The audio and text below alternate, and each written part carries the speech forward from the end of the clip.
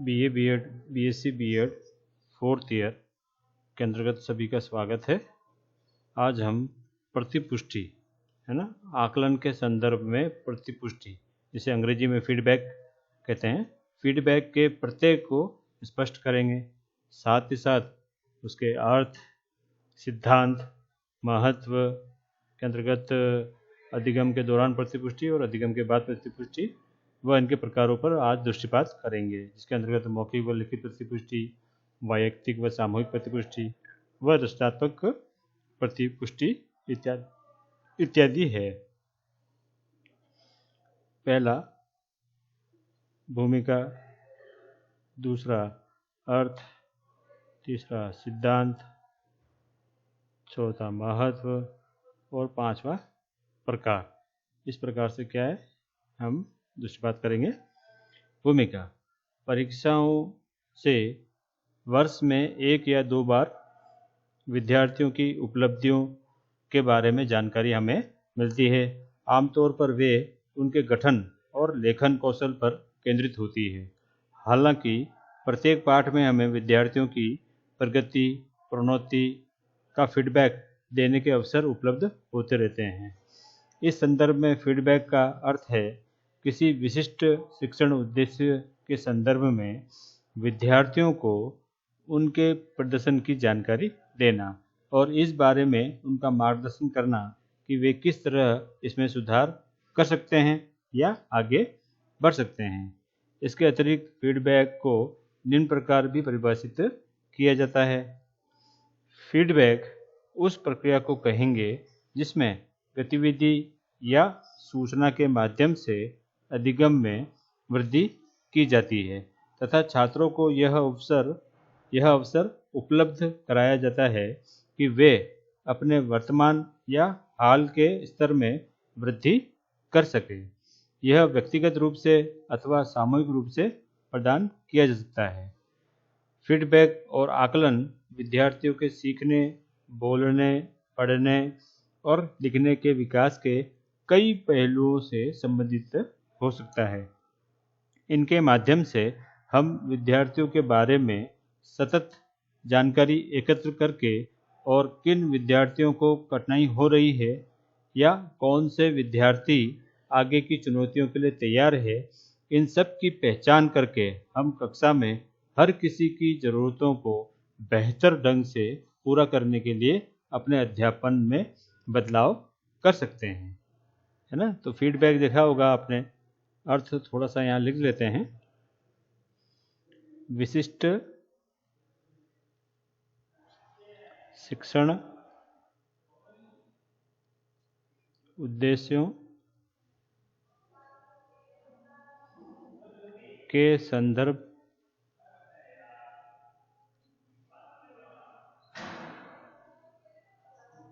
में विद्यार्थियों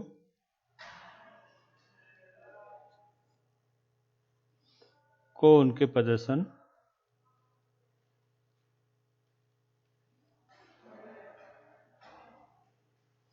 की जानकारी देना,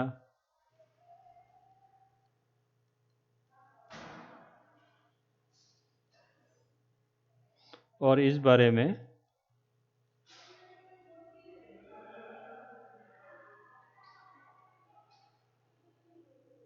उनका मार्गदर्शन करना।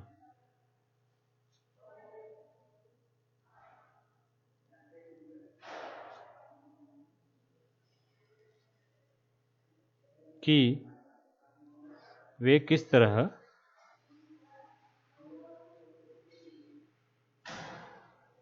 इसमें सुधार कर सकते हैं।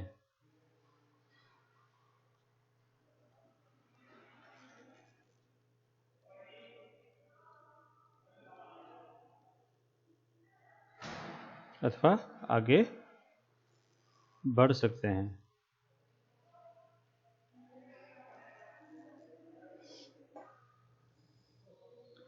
फीडबैक और आकलन विद्यार्थियों के सीखने, बोलने, पढ़ने और लिखने के विकास के कई पहलुओं से संबंधित हो सकता है।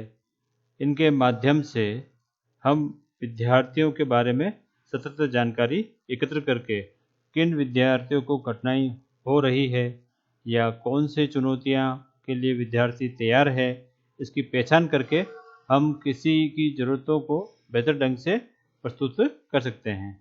अधिगम प्रक्रिया में फीडबैक की भूमिका काफ़ी महत्वपूर्ण होती है। यह विद्यार्थियों को सूचना प्रदान करता है और उन्हें कहाँ व कैसे अपने प्रदर्शन में सुधार करना है। आकलन के प्रत्युत्तर में से दिया गया फीडबैक विद्यार्थियों के लिए काफ़ी उपयोगी होता है। आकलन के प्रत्युत्तर में दिया गया फीडबैक छात्र कार्यों की गुणवत्ता का अंतिम परिणाम होता है, जिसे योगात्मक फीडबैक भी कहते हैं, अर्थात योगात्मक प्रतिपुष्टि भी कहते हैं। यदि भविष्य में सुधार के लिए फीडबैक दिया जाता है तो उसे रचनात्मक फीडबैक भी कहते हैं।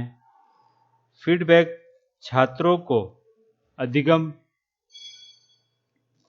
के विशेष प्रकार में अपनी अभिक्षमता एवं योग्यता की पहचान करने में सहायक होता है, जिसे हम नैदानिक फीडबैक भी कहते हैं। आकलन के तुरंत पश्चात शीघ्र से शीघ्र फीडबैक उपलब्ध कराना अधिक श्रेष्ठ रहता है, इसलिए अधिगम के दौरान फीडबैक को आकलन से जोड़ना चाहिए। हालांकि फीडबैक आलोचनात्मक हो सकता है, लेकिन यह अधिगम में सहायक भी होता है, जो कि छात्रों की भविष्य के कार्यों के प्रति आत्मविश्वास पैदा करता है। सिद्धांत: एक अच्छी प्रतिपुष्टि या फीडबैक के लिए सिद्धांत निम्नलिखित है। पहला, आकलन कार्य के उद्देश्यों को स्पष्ट करने के लिए तथा प्रतिपुष्टि का प्रयोग विद्यार्थियों के निष्पादन को निर्देशित करने के लिए आकलन उद्देश्यों से संबंधित कराए जाते हैं, है ना। तो उद्देश्य से संबंधित फीडबैक होने चाहिए।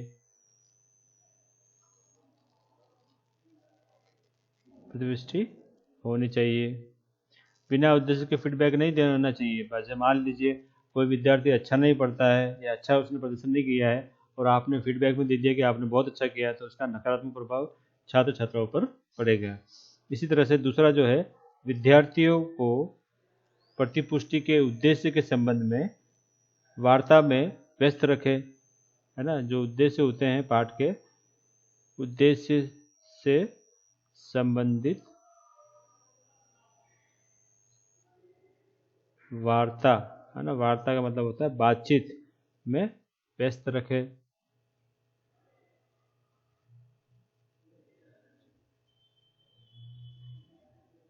तीसरा, प्रतिपुष्टि को इस प्रकार डिजाइन करिए, इस प्रकार बनाइए कि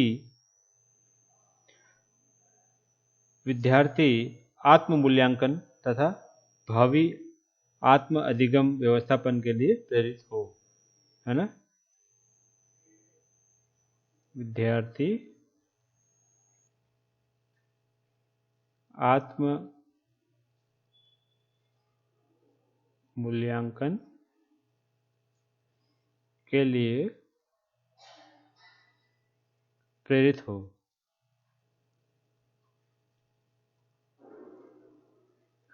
आकलन कार्य के उद्देश्यों के संबंध में वार्ता को बढ़ावा देना। आकलन कार्य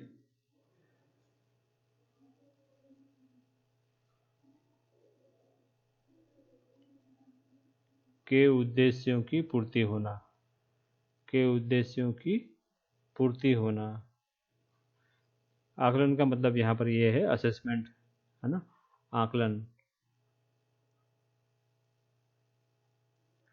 किसी भी विद्यार्थी का जब असेसमेंट करते हैं, फिर आप फीडबैक देते हैं, तो किसी छात्र ने अच्छा नहीं करा है या सो करा है, मतलब ठीक ठीक करा है, तो आपको उस कार्य को अच्छा करने के लिए उस क्या विद्यार्थी विशेष को कहना चाहिए, फीडबैक देना चाहिए कि बेटा आपने यही बिंदु तो अच्छे करे, परंतु अगर आप यह बिंदु और अच्छे करते हैं तो आपका जो है उत्तर बहुत अच्छा होता है। तो उन उद्देश्यों की पूर्ति हो जाती है। प्रतिपुष्टि के निर्देशात्मक पक्ष पर बल देना तथा सिर्फ सुधारात्मक आयाम को ही अवधान में रखना। निर्देशात्मक प्रतिपुष्टि पर ध्यान देना।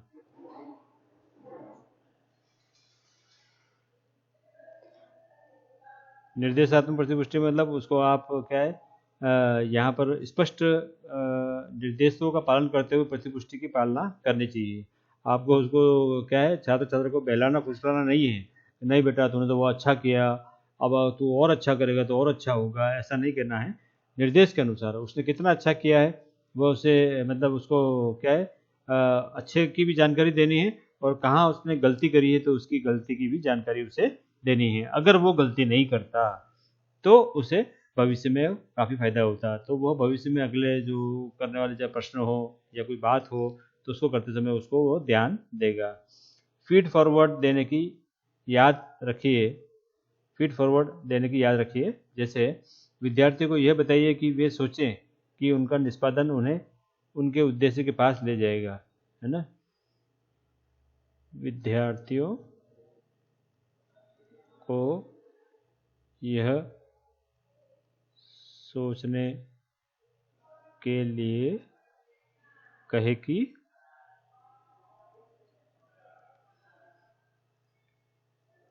उन्हें उनके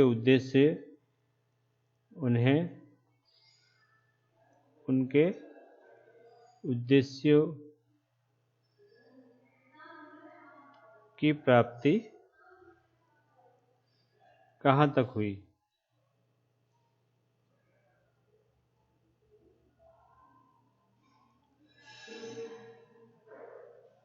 है ना, मतलब किस सीमा तक विद्यार्थियों को उद्देश्य की प्राप्ति हुई। और अंत में विद्यार्थियों को कार्य की कसौटी को समझने के लिए व्यवहारिक अभ्यास तथा चर्चा में व्यस्त रखें। व्यवहारिक अभ्यास व चर्चा को विद्यार्थियों के व्यवहार में रखें, है ना, क्योंकि ये बहुत ज़रूरी है।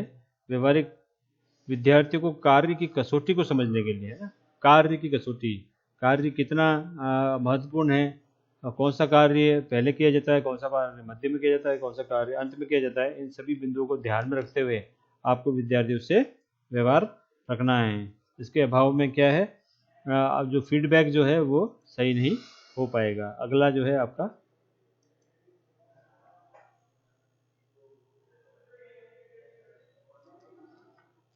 अधिगम प्रतिपुष्टि का महत्व। अधिगम प्रतिपुष्टि का महत्व के अंतर्गत हमने फर्स्ट में जो बात करी थी, अधिगम के दौरान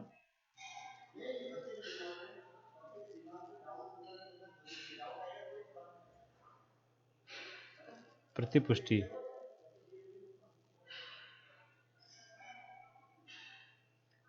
आकलन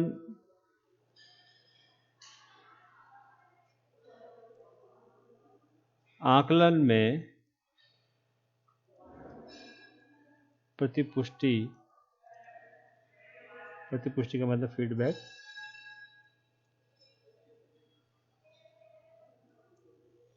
प्रतिपुष्टि है ना, अधिगम का महत्व। प्रतिपुष्टि अधिगम चक्र का महत्वपूर्ण हिस्सा है ना। प्रतिपुष्टि अधिगम चक्र का महत्वपूर्ण हिस्सा है। अधिगम मतलब सीखने का महत्वपूर्ण हिस्सा है। यह सीखना में वृद्धि के लिए अपना विशेष योगदान देता है। जैसे इसको दो भागों में हमने बांटा है। पहला अधिगम के दौरान प्रतिपुष्टि और अधिगम के बाद प्रतिपुष्टि।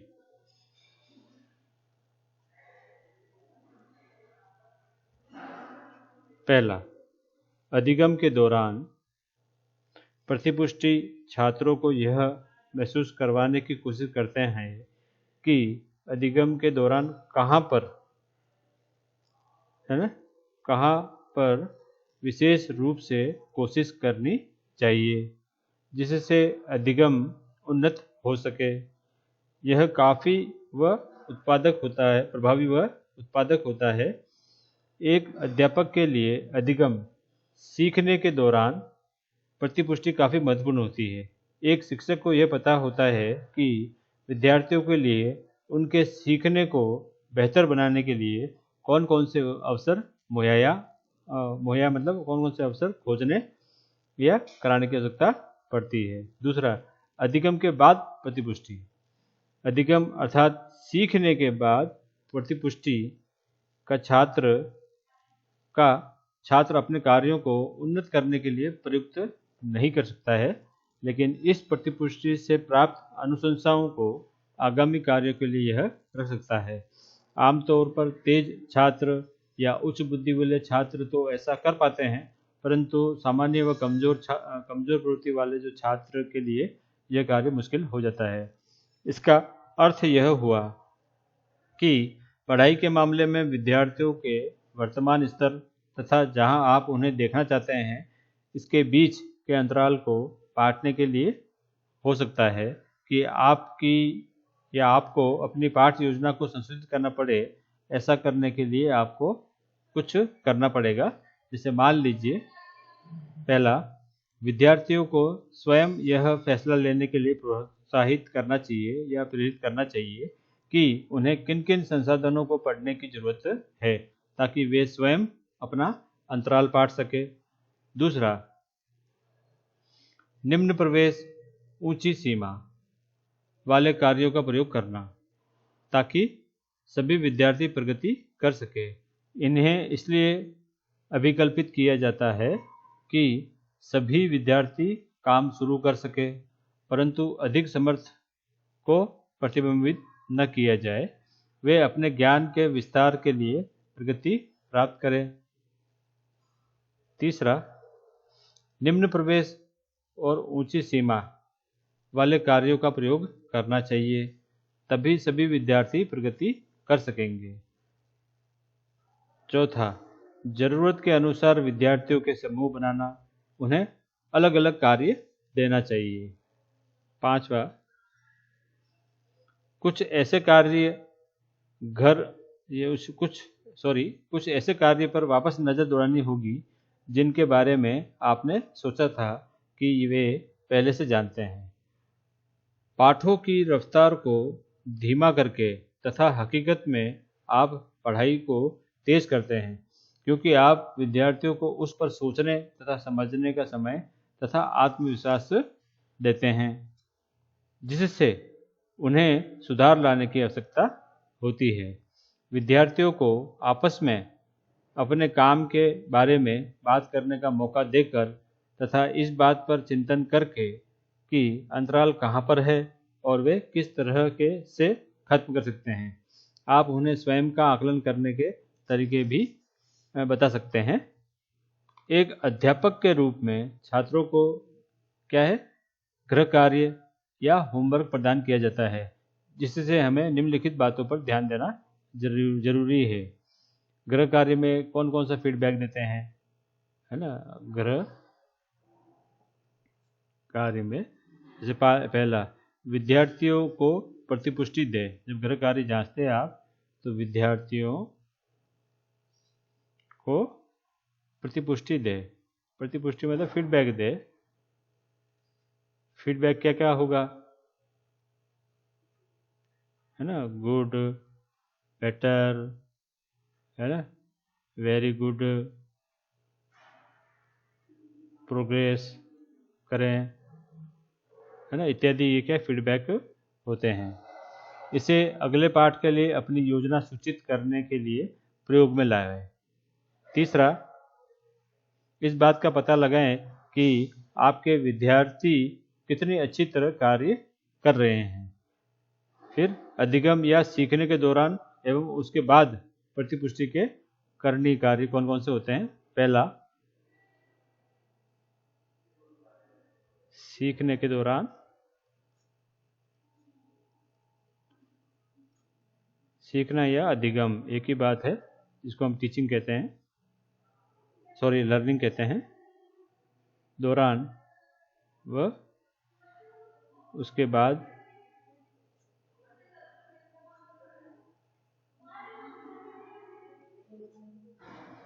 प्रतिपुष्टि के करणीय कार्य। इसमें पहला, छात्रों को वह रणनीति उपलब्ध कराना जो छात्रों के सुधार में मदद करता हो। दूसरा, क्या सीखा गया है इस पर ध्यान केंद्रित हो और छात्र इसे किस प्रकार करे।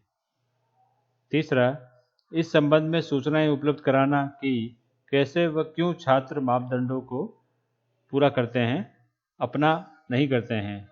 इस प्रकार हम कह सकते हैं कि प्रतिपुष्टि अधिगम में अपना विशेष योगदान प्रदान करता है। प्रतिपुष्टि छात्रों को किए गए कार्यों के संबंध में उचित सलाह भी देता है, जिससे छात्र सुधार कर अपने अधिगम को और भी बढ़ा सकते हैं।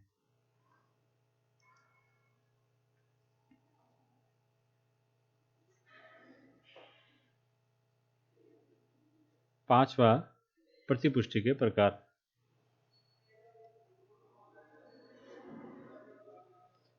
है ना, कितने टाइप्स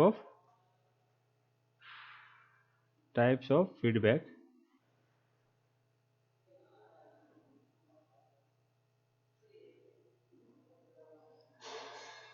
पहला क्या है, मौखिक व लिखित प्रतिपुष्टि। Oral and written feedback.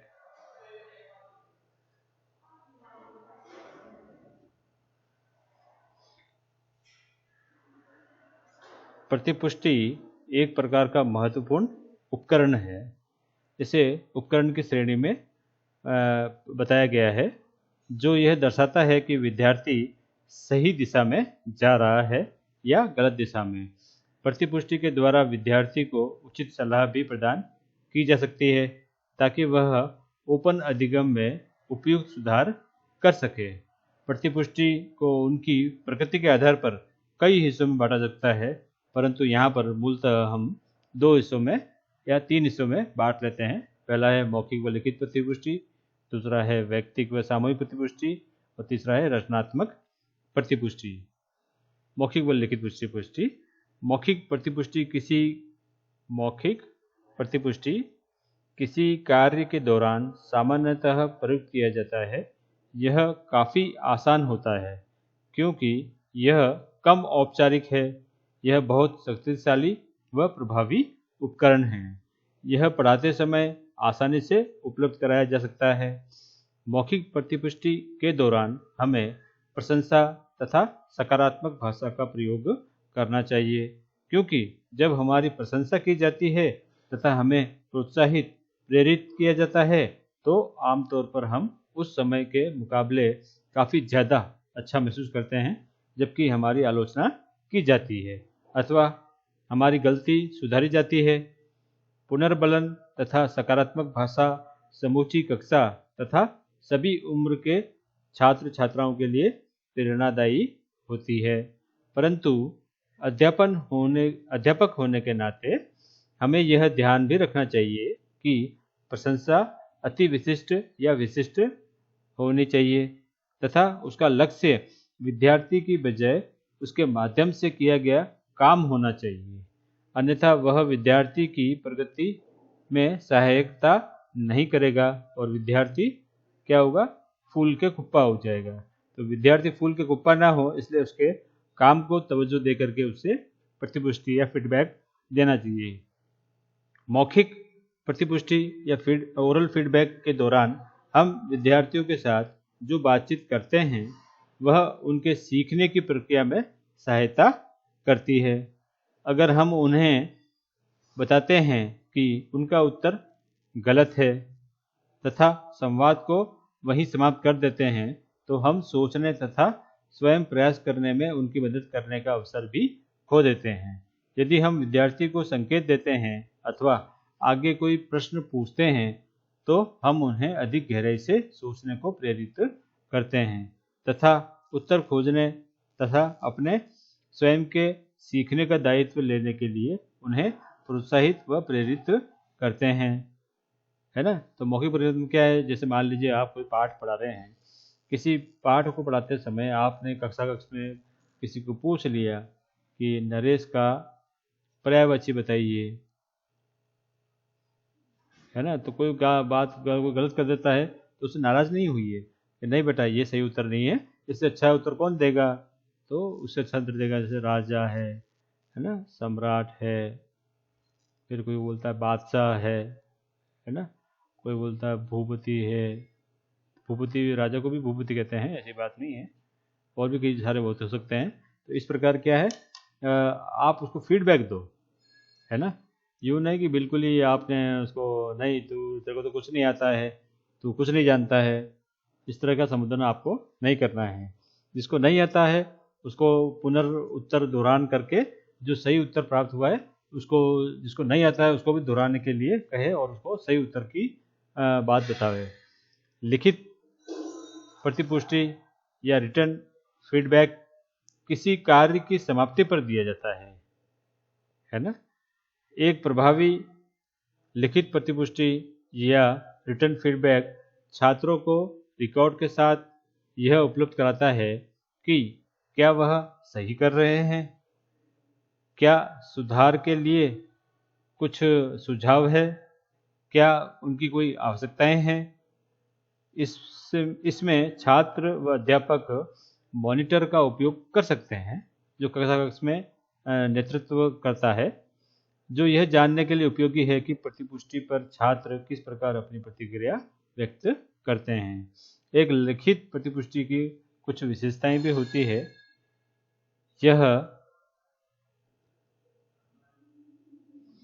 यह समय पर उपलब्ध होने वाला प्रतिपुष्टि है ना।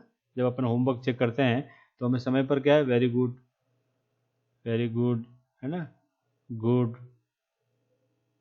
है ना, इम्प्रूव योर सब्जेक्ट इत्यादि की क्या है, इम्प्रूव योर क्या है, राइटिंग इत्यादि क्या है, टीचर के द्वारा फीडबैक अपने को मिले जाते हैं।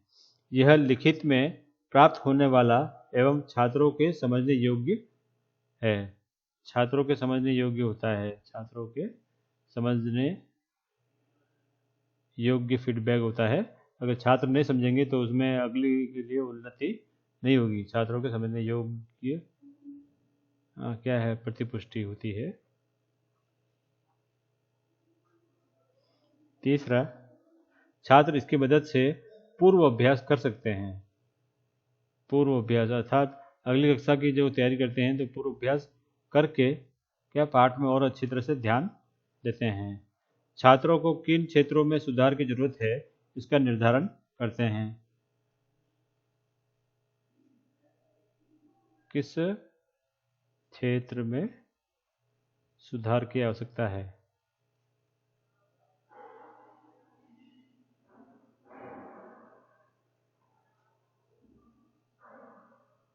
ना, उसका उनको पता चल जाता है तो वो क्या उस क्षेत्र में अपनी कमी है तो उसको सुधारने का प्रयास करते हैं। कई प्रश्नों के उत्तर छात्रों के स्वयं ही प्राप्त हो जाते हैं, है ना, इस प्रकार से होता है। दूसरा, वैयक्तिक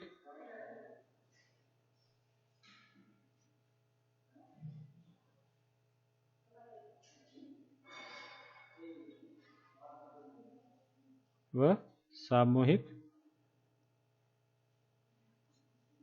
प्रतिपुष्टि। वैयक्तिक प्रतिपुष्टि में विद्यार्थी एवं अध्यापक के मध्य सूचनाओं का आदान प्रदान होता है, जिसमें अध्यापक विद्यार्थी को उसके अधिगम व आकलन से संबंधित सूचनाएं प्रेषित करता है। यह सूचनाएं सकारात्मक एवं नकारात्मक दोनों हो सकती हैं। यह बात निजी रूप से की जाती है। यह विद्यार्थी को सामूहिक प्रतिपुष्टि के लिए भी तैयार करता है, क्योंकि कुछ छात्र स्वयं को सामूहिक प्रतिपुष्टि के लिए अनुकूल नहीं समझते हैं। इसमें अध्यापक विद्यार्थी को उसके व्यक्तित्व सुधार के लिए दिशा निर्देश भी देते हैं ताकि वह अपने व्यक्तित्व में सुधार कर सके। सामूहिक प्रतिपुष्टि में एक या अधिक समूह सदस्य होते हैं, यही इस प्रतिपुष्टि के स्रोत होते हैं। सामूहिक प्रतिपुष्टि में समूह सदस्यों से संबंधित मुद्दे है ना सम्मिलित किए जाते हैं। इसमें समूह सदस्य अपने व्यवहार से संबंधित जरूरतें अपने साथी समूह सदस्यों से सीधे प्राप्त करते हैं, जिस पर समूह सदस्य परस्पर विचार विमर्श करते हैं। इस सारी प्रक्रिया का अध्यापक एक पर्यवेक्षक की तरह निरीक्षण करते हैं और निष्कर्ष निकालते हैं। तीसरा, रचनात्मक प्रतिपुष्टि। वैयक्तिक का मतलब यहाँ क्या हो गया है? रचनात्मक प्रतिपुष्टि वर्तमान शैक्षणिक तकनीक का जरूरी तत्व है, जो छात्रों के साथ साथ अध्यापकों के लिए भी काफ़ी उपयोगी है। रचनात्मक प्रतिपुष्टि निम्नलिखित स्थितियों में आवश्यक हो जाती है। पहला, सही मार्गदर्शन देने के लिए, छात्रों को सही मार्गदर्शन देने के लिए, अर्थात कई प्रकार के क्या है प्रोजेक्ट कार्य उनको विद्यालयों में दिए जाते हैं, है ना, सेशनल वर्क दिए जाते हैं।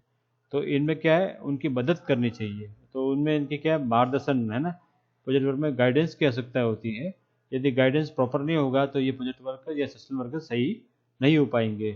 तो रचनात्मकता को जीवित रखने के लिए आप उसको मार्गदर्शन दे सकते हैं। दूसरा, अध्यापकों से विद्यार्थियों की प्रगति के संबंध में अपना मत प्रकट करने के लिए, अपना मत प्रकट करने के लिए कौन से अध्यापक कैसे हैं, किस प्रकार वे अपना पढ़ाते हैं, है ना, उसके आप कौन से पक्ष से प्रभावित होते हैं।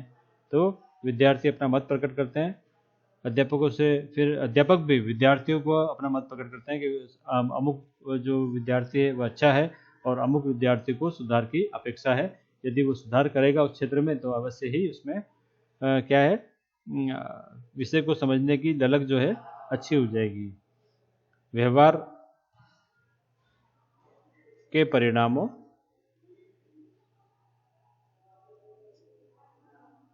को ज्ञात करना,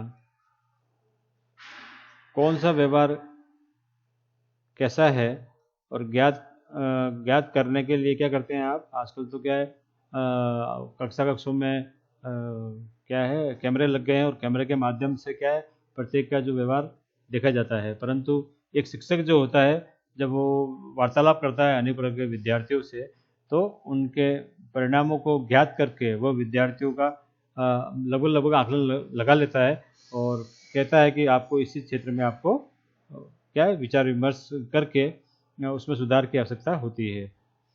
विचार विमर्श के परिणामों की पालना करना,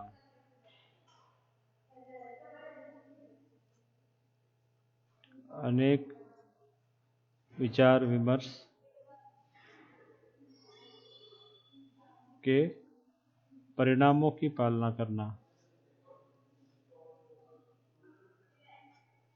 जैसे मान लीजिए कोई विद्यार्थी जो है प्रार्थना सभा में बराबर नहीं आता है और प्रार्थना सभा की गतिविधियों अर्थात बाल सभा शाम को भी क्या है वो भाग नहीं लेता है, तो वह प्रातः सुबह भी गायब हो जाता है और शाम को भी गायब हो जाता है। तो आप क्या करेंगे, उससे वार्तालाप करेंगे, विचार विमर्श करेंगे और उसको प्रोत्साहित करेंगे, कई प्रकार से प्रेरित करेंगे। तो वो क्या करेगा, अब अनेक प्रकार से उसमें भाग लेने पड़ेगा। उसकी कठिनाई स्तर का पता करके आप क्या उसका निदान करने का प्रयास करेंगे। तो अनेक प्रकार से आप क्या विचार विमर्श करोगे तो वह क्या परिणाम आपको देगा। विशिष्ट प्रदर्शन के सूचक प्रदान करने के लिए,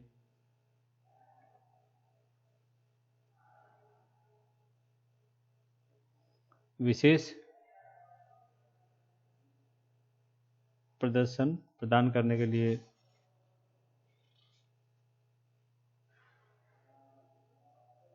है ना, विशेष प्रदर्शन, यदि आप फीडबैक दोगे, अच्छा उसको कहता है ना, उस पर नज़र रखोगे तो वो विशेष प्रदर्शन करेगा। तो विशेष प्रदर्शन के लिए भी आप फीडबैक कर सकते हो। यदि मान लीजिए कोई सांस्कृतिक, साहित्यिक या शैक्षणिक कार्यक्रम हो रहे हैं, उसमें उसका जो प्रदर्शन है विशेष बनाना है, तो आप उसको क्या समय रहते फीडबैक दे सकते हैं।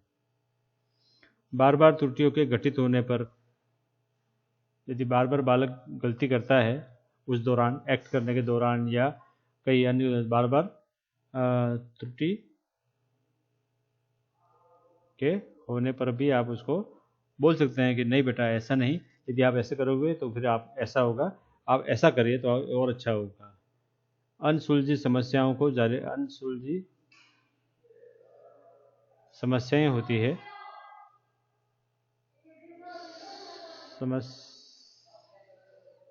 समस्याओं को सुलझाने हेतु आपने देखा होगा बहुत प्रकार की जो समस्याएं हैं, गर्ल्स को जो समस्याएं होती है तो वो क्या है, जो क्या है, लेडी जो टीचर होती है वो उससे संबंधित जो है समस्याओं को करती है। इसी प्रकार जो बॉयज़ की समस्या होती है तो वो उससे संबंधित वो लोग उससे मिलते हैं और उसका निदान करते हैं। इन स्थितियों में रचनात्मक प्रतिपुष्टि एक महत्वपूर्ण भूमिका निर्वाह कर सकती है। रचनात्मक प्रतिपुष्टि बनाने की विधि, किस प्रकार इसको बनाते हैं।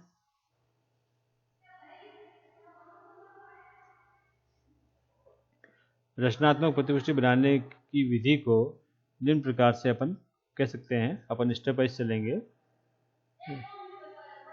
स्टेप 1, सर्वप्रथम प्रतिपुष्टि बनाने के उद्देश्य को निर्धारित करना चाहिए, है ना। उद्देश्य निर्धारित करें, वह महत्वपूर्ण क्यों है इसे दर्शाना चाहिए, साथ ही इसकी जरूरत को इंगित भी करना चाहिए। स्टेप 2, इस चरण में अपने माध्यम से किए गए अवलोकन को विशिष्ट रूप से वर्णित करना चाहिए, जिसमें विद्यार्थी की सभी प्रकार की गतिविधियों को सम्मिलित करना चाहिए, परंतु उसका वर्णन किसी को नहीं बताना चाहिए, है ना। अवलोकन, वर्णन और गतिविधि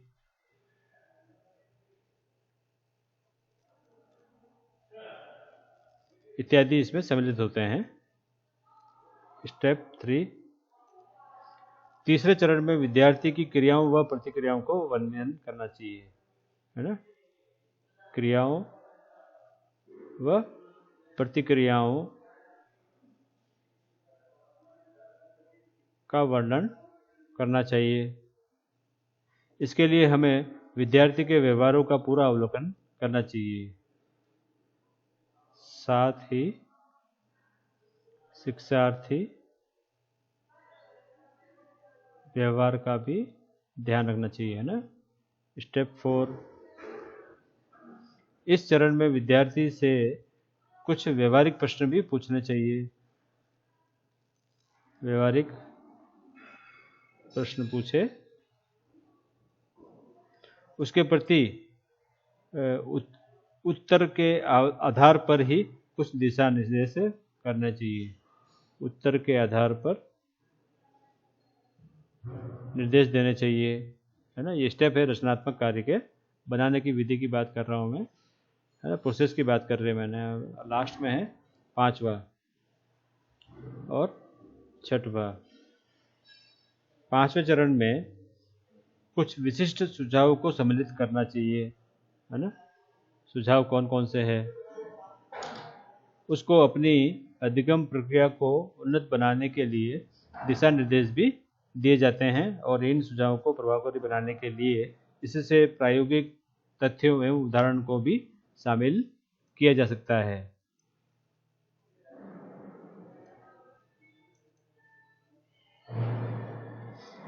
और अंत में इसमें छात्र के प्रतिपुष्टि की प्रक्रिया को संक्षिप्त रूप दिया जाता है, जिसमें शिक्षक को निष्पक्ष रहते हुए अपने सभी सुझावों को क्रमबद्ध प्रस्तुत करना है।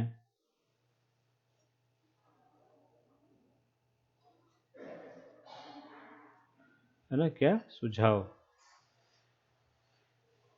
प्रतिपुष्टि प्रक्रिया है और सुझाव क्रमबद्ध प्रस्तुत करना चाहिए। इसमें किसी प्रकार के पूर्वाग्रह को सम्मिलित नहीं करना चाहिए, है ना। इस प्रकार हम कह सकते हैं इन सभी चरणों का पालन करते हुए हम एक रचनात्मक प्रतिपुष्टि का निर्माण कर सकते हैं। रचनात्मक प्रतिपुष्टि प्रत्येक के लिए काफ़ी महत्वपूर्ण होती है, जो विद्यार्थियों की दक्षता में समय रहते सुधार करते हुए अध्यापक व विद्यार्थी के बीच में संप्रेषण को प्रोत्साहित व प्रेरित करती है। यह विशिष्ट मुद्दों पर ही आधारित होती है। इसमें कमियों व सुझावों को स्पष्ट रूप से अंकित किया जाता है ना। तो आप सभी को धन्यवाद।